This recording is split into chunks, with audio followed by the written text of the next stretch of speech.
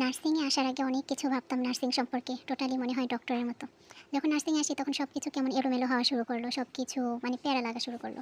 কোনো কিছু ভালো লাগে না, হোস্টেল ভালো লাগে না, খাবার ভালো লাগে না। এই করতে, করতে ৪ বছর শেষ। এখন আমাদের বিদায়ের পালা। আমাদের বিদায় অনুষ্ঠানের জন্য সবকিছু ready. Cake, card, invitation card, ফুল, বুকে সবকিছু। আমরা নিজেরাই প্রিপেয়ার্ড না।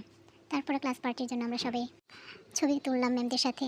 দেন আমাদের ৪ বছরের একটা স্মৃতি করে রাখলাম। এখানে হচ্ছে সবাই মডেল হয়ে গেছে। এরপর আমার বান্ধবী বলতেছে চল মাঝখানে যাই। এখন স্টেজে মাঝখানে গিয়ে ও পারফর্ম এমন একটা করছে যে হাসতে হাসতে শেষ। ও আমার হাতে একটা কিস করে ফেলছে। আর ছোটো বোনেরা এত সুন্দর করে পারফর্ম করছে, তাদের নাচগুলো খুব সুন্দর ছিল। এটা হচ্ছে আমাদের ক্যাম্পাসের বা কলেজের মাঝে একটা বাগান। এখানে কখনো যাওয়া হয়নি, শুধু বাইরে থেকে দেখেছি। আর এটা হচ্ছে আমাদের ছোটো বোন। ওরা এত সুন্দর করে নেচেছে। সাথে ছবি সেও বন্ধু তুমি শুনতে কি পাও সেই গানের। আর ফারিয়া মানে ছেলের বেশে এত সুন্দর লাগে ওকে। আর স্বর্ণালী ওর কথা আর কী বলবো, ওর এক্সপ্রেশনগুলো সুন্দর।